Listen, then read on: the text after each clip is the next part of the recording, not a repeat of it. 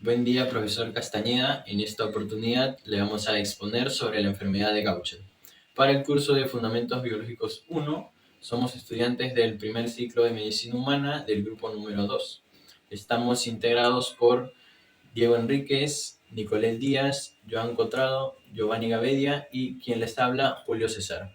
Sin más que agregar, comencemos. Bien, la enfermedad de Gaucher es un trastorno metabólico hereditario en el que la deficiencia de la actividad de la enzima beta-glucocerebrosidasa impide la descomposición de una sustancia grasa conocida como glucocerebrósido, lo que lleva a una acumulación dentro de los lisosomas, principalmente en células de tipo macrófago. Esta fue descubierta en 1882 por el dermatólogo francés Philippe Charles Gaucher, quien al examinar el cuerpo de una mujer fallecida se topó con una esplenomegalia, que es el agrandamiento masivo del vaso. Y también en el caso del microscopio encontró células alteradas, que ahora llevan su nombre, las cuales estaban repletas de material lipídico, sentando así las bases para las futuras investigaciones sobre esta enfermedad. La enfermedad es pandémica, es decir, que puede afectar a todas las etnias del mundo. Es notablemente más frecuente en la población judía askenazí, que está asentada en Europa Oriental y Central, principalmente en el país de Israel, donde la prevalencia puede ser de 1 en cada 850 personas y la frecuencia de portadores de 1 en cada 14 individuos. En la población global es mucho menor la prevalencia, ya que puede ser de 1 en cada 40.000 personas o de 1 en cada 60.000 personas. La enfermedad presenta principalmente tres tipos. El tipo 1 o no neuronopático es la forma más común. Se caracteriza por afectar el vaso, el hígado y los huesos, causando agrandamiento de órganos, anemia, trombocitopenia, que es el bajo recuento de plaquetas, y dolor óseo. Luego tenemos el tipo número 2, neuronopático agudo, que sería este. Aquí es la forma más grave y agresiva de la enfermedad. Se caracteriza por una afección neurológica severa y de rápida progresión. Al igual que el tipo 1, también presenta síntomas viscerales. Se manifiesta en los primeros meses de vida y no sobreviven los niños más de los 2 años. Y el tipo 3, llamado neuronopático crónico, presenta síntomas viscerales y crónicos similares al tipo 1, además de parálisis supranuclear de la mirada, ataxia y convulsiones. Se manifiesta generalmente en la infancia y pueden vivir hasta la edad adulta, pero con complicaciones a lo largo de su vida. Luego tenemos el tipo fetal perinatal.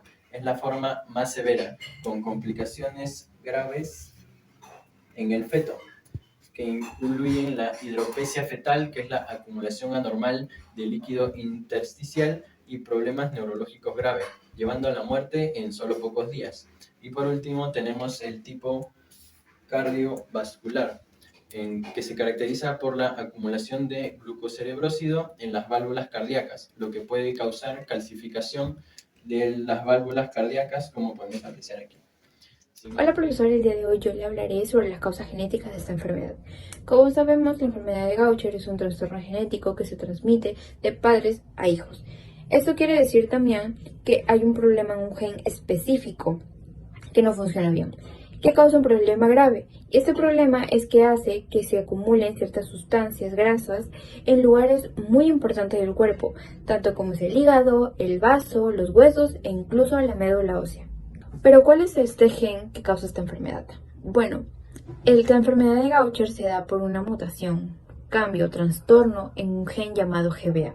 Este gen se encuentra en el cromosoma 1 y este gen es importante porque es el que da instrucciones claras de producir una enzima, y esta enzima es llamada la glucocerebrosidasa. Esta enzima es muy importante ya que es llamada las tijeras moleculares, ya que son las encargadas de romper sustancias dentro de la célula. En este caso serían las sustancias grasas, ¿no? Bueno, pero ahora hay que profundizar un poquito más qué es lo que pasa cuando este gen no funciona. Como mencioné, cuando este gen no funciona, que es el gen GBA, lo primero que pasa es que la enzima cerebrosidasa, glucocerebrosidasa, no se produce.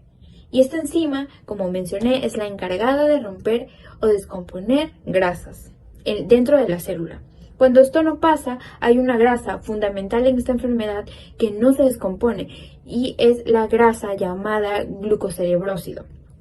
Esta grasa es muy importante ya que si no se descompone comienza a acumularse dentro de células llamadas macrófagos, que como sabemos los macrófagos son muy importantes en nuestro cuerpo ya que son los que normalmente nos ayudan a limpiar todo nuestro cuerpo. Por ende, cuando esto no se da, estas células se acumulan y llegan a tener un tamaño anormal. A estas células se le llaman las células de Gaucher. Bueno, pero ¿cómo se hereda esta enfermedad? Bueno, es muy sencillo. Esta enfermedad se hereda de una manera autosómica recesiva. Autosómica porque se da tanto en chicos, chicas, mujeres, hombres, ya que no es una enfermedad que esté en un gen o un cromosoma sexual, ¿no? Y recesivo porque es necesario que ambos padres le hereden a su hijo un gen con cierta mutación o defectuoso para que el hijo contenga la enfermedad y no solo sea un portador, ya que si solo recibe un gen defectuoso solo sería un portador. Pero ¿cuántas mutaciones hay? Bueno, hasta el día de hoy se han encontrado más de 300 mutaciones de este gen GBA, pero es importante mencionar que hay algunos casos que son más leves y otros casos que la enfermedad es mucho más grave. Hay varios tipos en esta enfermedad, pero los más comunes son los tipo 1, 2 y 3. El tipo 1 es el más frecuente y que no tiene una afectación en el cerebro directa. Pero el tipo 2 y 3 son los más raros y también complejos, ya que llegan a afectar el cerebro, pero algo mucho más importante es que afecta el sistema nervioso directamente. Pero ¿se puede saber si soy portador o si tengo esta enfermedad antes de tener ciertos síntomas o que tenga síntomas graves? La respuesta es que sí, ya que hay pruebas genéticas que se dan para saber si eres portador de esta enfermedad, así no tengas síntomas, para que también sepas esto a la hora pues de tener un hijo, ¿no? Por ejemplo, también hay pruebas de sangre en donde pueden sacar análisis sobre si el buen funcionamiento de la enzima glucocerebrosidasa, ¿no? Que es muy importante en esta enfermedad, por ejemplo. Y también incluso en otros países, como dato adicional, es que dan un tamizaje neonatal, que le hacen pruebas a los bebés recién nacidos para identificar o detectar enfermedades genéticas como estas. Muchas gracias. Hoy le voy a hablar sobre el diagnóstico y tratamiento de... Bueno, soy el estudiante Diego Sebastián Enríquez Lauro y voy a hablar sobre el metabolismo en la enfermedad de Gaucher. Primero que nada, la enfermedad de Gaucher es una enfermedad hereditaria poco común que es causada por la poca o nula producción de la enzima galactocerebrosidasa. Los órganos afectados por esta enfermedad son principalmente el vaso y el hígado, pero también afecta a los huesos, al sistema nervioso central y a los pulmones. Estos órganos se dilatan y se expanden debido a una acumulación de ciertas sustancias grasosas. La expansión del hígado se llama hepatomegalia y la expansión del vaso sería esplendomegalia. Hay tres tipos de enfermedad de Gaucher. El tipo 1 que no causa daño neurológico, pero causa daño en distintos órganos, que son el vaso, el hígado, los huesos y los pulmones. El tipo 2 y 3 son la enfermedad de Gaucher, pero que sí afecta al cerebro y al sistema nervioso central. Ahora, hablando sobre la parte bioquímica de la enfermedad de Gaucher, la glucocerebrosidasa impide el paso de la glucosa ceramida a solamente ceramida. Esta enzima se encarga de la degradación de lípidos complejos, que en este caso serían los esfingolípidos. Al no estar presente esta enzima, se genera una acumulación de estas sustancias grasosas en distintos órganos del cuerpo, que en estos casos sería el vaso, el hígado, los pulmones, los huesos y el sistema nervioso central, y así derivando en los distintos tipos de la enfermedad de Gaucher. Ahora, esta enfermedad, como podríamos haber visto, afecta a las organelas de las lisosomas. ¿Y qué hacen las lisosomas? Son organelas que degradan moléculas complejas a moléculas más simples. ¿Qué tal, profesor Costañeda? Me llamo Gabriel Pomiano Giovanni Gabriel. Me tocó a mí la parte de exponer lo que es la descripción de la enfermedad y los síntomas. Voy a empezar con un antecedente primero sobre el descubridor de esta enfermedad, llamado Philip Charles Ernest Gaucher. Por eso ya otorgado su nombre Gaucher. en 1882 descubre esta enfermedad, dado un caso, una condición, un caso clínico de una mujer que tenía el vaso agrandado, el hígado agrandado y unos macrófagos con una especie de molécula muy densa que se terminó llamando en la actualidad células de Gaucher. Y para explicar mejor esta enfermedad, voy a empezar con lo que es la descripción. Es un patrón de herencia autosómico recesivo. ¿Qué quiere decir esto? Que esto no afecta en el cromosoma sexual, sino es un autosómico. Vamos a ser específicos. En el cromosoma número 1 afecta tanto hombre como mujer. Pero hay una probabilidad tanto del 25%, dado que es una enfermedad recesiva.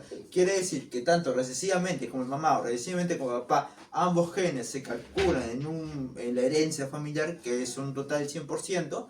En un recesivo sería un 25% de probabilidad que uno de esos niños, de los 4 que puedan tener, uno sea con la enfermedad de Gaucher. Entonces, explicando esa parte, vamos a seguir viendo lo que es el cromosoma que está afectando esta anomalía, que es el cromosoma 1, Q, región Q, banda 2 y segmento número 1. ¿Ya? Contiene 11 exones. Acá se puede ver la gráfica de cómo es que afecta de manera azulejo. Esto afecta de la manera que muta lo que viene a ser este cacho, este segmento, este gen, para lo que es la beta glucocerebrosidasa ácida, lo que hace que haya una producción de glucocerebrólidos y haya un incremento en el aspecto lisosomal, lo que va a hacer que moléculas como macrófagos o moléculas como monocitos tengan esa acumulación, haciendo que gracias a su membrana celular estas solo se acumulen porque no digieren lípidos, lo que quiere decir que estos se pueden almacenar tanto en el hígado como en el vaso, como en la médula espinal, etcétera, etcétera.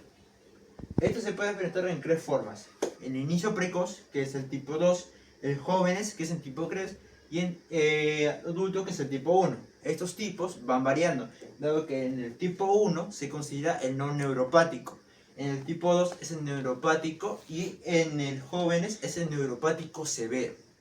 Va modulando, depende de cómo se va incrementando lo que es los tipos, y también depende por la edad. Ahora, siguiendo con la siguiente diapositiva, vamos a ver una imagen en la cual se ve lo que estoy explicando. Acá está lo que es la beta de glucocerebrosidasa, los cerebrócidos, la cual no se ha logrado eliminar porque son lípidos, es una ceramida con glucosa, no logra eliminar, y esto que empiezan a atacar. Acá están los lisosomas. En los lisosomas mismos se empiezan a acumular en lo que son macrófagos, y monocitos. ¿Ya? Continuando esto, vamos a ver ahora la parte del cuadro clínico. El cuadro clínico estamos viendo en general cómo afecta la enfermedad de Gaucher, en general, entre los tipos 1, 2 y 3. En el primer tipo, en los tipos, vamos a ver un 37% de los casos tienen cansancio, un 60% tienen tendencia hemorrágica. Esto es debido a una trombocitopenia, quiere decir que hay Disminución. que vienen a ser plaquetas. Ahora, está la esplenomegalia, que viene a ser el agrandamiento tanto del hígado como del vaso. ¿De acuerdo? Vamos a ver una hepatomegalia, que es del hígado, en un 65%, 86% lo que es el vaso. Problemas óseos, una osteopenia, osteoporosis. También está lo que es osteonecrosis, que es la acumulación. No, cuando no entra hay un flujo sanguíneo y hace que haya muerte de los huesos, específicamente en el hueso esponjoso. También podemos tener aquí unas fracturas patológicas, que simplemente es producto de unas anomalías en lo que son los huesos, unas patologías. Ahora, continuando en la parte de... Ahora vemos la enfermedad de Gaucher tipo 1, como se explicó en un principio, esta afecta a los adultos. La mayoría de estos son asintomáticos, pero van a presentar las siguientes patologías, que es una trombocitopenia, que ya se explicó anteriormente, también una esplenomegalia, también va a presentar afecciones óseas, una anemia debido a ese acúmulo de cerebrócidos, etc. Pero normalmente lo que es el tipo 1 no es severo, por lo tanto simplemente va a ser controlable. Eso quiere decir que la esperanza de vida va a ser entre 70 a 80 años, siempre y cuando haya un tratamiento. Continuando esto, vamos a ver la enfermedad de Gaucher en el tipo número 2, ¿Qué quiere decir en el inicio? Es un inicio precoz, es en la etapa neonatal. Y bueno, similarmente igual se va a presentar una hepatoesplenomegalia, agrandamiento del vaso y del hígado, regresión psicomotora, lo que quiere decir esto que el niño, sus habilidades motoras, va como perderlas paulatinamente, porque es en el espacio neonatal. En la parálisis oculomotora, lo que quiere decir el nervio oculomotor, que es el tercer parkinson, como esto ya es neuropático, va a empezar a fallar y va a permitir que el niño no pueda mover mucho lo que son las cavidades de los ojos, va a tener bastante dificultad. Trastornos de deglución, una disfagia, el niño no va a poder lo que viene a hacer deglutir elementos, deglutir lo que es alimentos, pasa alimentos, o puede haber una muerte por atragantamiento, lo que es más común en la enfermedad de Gaucher tipo 2. También puede haber una recroflexión del cuello, que viene a ser un dolor en el cuello cada vez que se pueda girar. Ahora vamos a ver con el tipo número 3, que viene a ser en la continuando también con eso, también se puede presentar un par de convulsiones, también ictosis cutánea, que es resequedad en la piel, una higrops fetalis, que es unos edemas de plasma sanguíneo que se quedan almacenados, lo que viene a ser no solamente que es común la hidrocefalia, no, esto también pasa en lo que es en la cavidad peritonea o también la cavidad superior. Una muerte antes de los 2 años es lo más su esperanza de vida, dado que esto ya es un neuropático, en realidad este es el más severo de todos. Presencia de células de Gaucher en alvéolos y capilares pulmonares. ¿Qué quiere decir esto? Que el niño va a tener dificultades respiratorias. Fibrosis e hipertensión. Una fibrosis, un cúmulo de colágeno pulmonar, por ejemplo, una fibrosis pulmonar, que también causa lo que viene a ser una EPOC, también puede causar ahí.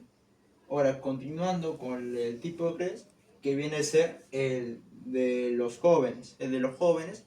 Que bueno, básicamente también puede ser tratable, una esperanza de vida de 30 a 40 años, pero vamos a ver las enfermedades que puede crear esto. Fracturas patológicas, ya dije, osteopenia, osteoporosis, osteonecrosis también se puede presentar, de una demencia, que también en esta edad juvenil donde las hormonas son más susceptibles, una oftalmoplegia. Esto cambia, ya que la oftalmoplegia es la parálisis de lo que viene a ser la visión ocular. También un regreso mental progresivo, o sea, el joven empieza a volver a su etapa de niñez. Epilepsia mioclónica, lo que quiere decir unos espasmos así que te puede ocurrir, un espasmo sin antecedentes, un fallo ya del sistema nervioso central. Espasticidad, que viene a ser el dolor al momento de estirarse, y ataxia cerebelar, que es básicamente Dificultad. al empezar a moverse. Enfermedad de Gaucher. El diagnóstico consta de varias pruebas. Prueba enzimática. En esta prueba se analizan las muestras de sangre para detectar los niveles de la enzima glucocerebrosidasa en leucocitos de sangre periférica. Una actividad inferior al 15% de lo normal es diagnóstica. Prueba genética. Este es un análisis de ADN que busca mutaciones en el gen GBA que codifica la enzima glucocerebrosidasa. En este proceso se extrae una muestra de sangre o de tejido fetal si es prenatal. Se analiza el ADN por PCR o por secuenciación del gen GBA y al final se comparan las secuencias con una base de datos para detectar mutaciones. A las personas que se les diagnostica esta enfermedad generalmente requieren de pruebas para controlar su avance, como la absorciometría de rayos X de energía dual. En esta se utiliza rayos X de bajo nivel para medir la densidad ósea, ya que en esta enfermedad los macrófagos cargados de lípidos, o sea, las células de Gaucher, se acumulan en la médula ósea, alterando el equilibrio óseo. Otra prueba periódica es la resonancia magnética. Con el uso de ondas de radio y un fuerte campo magnético, una resonancia magnética puede mostrar si el hígado o el vaso están agrandados y si la médula ósea ha sido afectada. Aspirado medular. Esta es una extracción de una pequeña cantidad del tejido de la médula ósea en forma líquida para su análisis. Como vemos acá, se puede usar la aguja para médula ósea. Esta sirve para identificar la presencia de células de Gaucher. Otros diagnósticos son las pruebas genéticas, la radiografía del esqueleto. Esta es importante ya que la afectación ósea es la manifestación clínica más frecuente y la que produce mayores secuelas en esta enfermedad. También tenemos la tomografía computarizada, el examen de SA en la sangre. Esta también es importante ya que la SA puede estar elevada en enfermedades lisosomales como la enfermedad de Gaucher. Y por último tenemos la biopsia de vellosidades coriónicas y amniocentesis. Si bien no existe una cura para la enfermedad de Gaucher, existen diversos tratamientos que pueden ayudar a controlar los síntomas, prevenir el daño irreversible y mejorar la calidad de vida. Tratamiento sintomático. Este tratamiento consta de medicamentos como el miglustat, que parece interferir en la producción de ciertas sustancias grasas que se acumulan en las personas con esta enfermedad, al igual que el eribulostat, que parece inhibir las sustancias grasas que se acumulan en las personas con la forma más común de esta enfermedad. Además, los medicamentos para la osteoporosis pueden ayudar a reconstruir el hueso debilitado que se da en esta enfermedad. Terapia de reemplazo de enzimas. Este enfoque reemplaza las enzimas deficientes por otras artificiales. Estas enzimas de reemplazo se administran en un procedimiento ambulatorio por vía intravenosa, típicamente en altas dosis a intervalos de 2 semanas. Este tratamiento se da mayormente con personas con la enfermedad de Gaucher tipo 1 y en algunos casos tipo 3. Y ocasionalmente las personas tienen una reacción alérgica o de hipersensibilidad al tratamiento de enzimas. Otros procedimientos. El trasplante de médula ósea. En este procedimiento se extraen y se reemplazan las células de sangre que han sufrido algún daño a causa de esta enfermedad, lo cual puede revertir algunos signos y síntomas. Y por último tenemos la extirpación del vaso. Antes de que existiera la terapia de sustitución enzimática, es decir, que estuviera disponible, se usaba muy frecuentemente la extirpación del vaso como tratamiento para la enfermedad de Gaucher. Pero actualmente este procedimiento ya se usa como último recurso.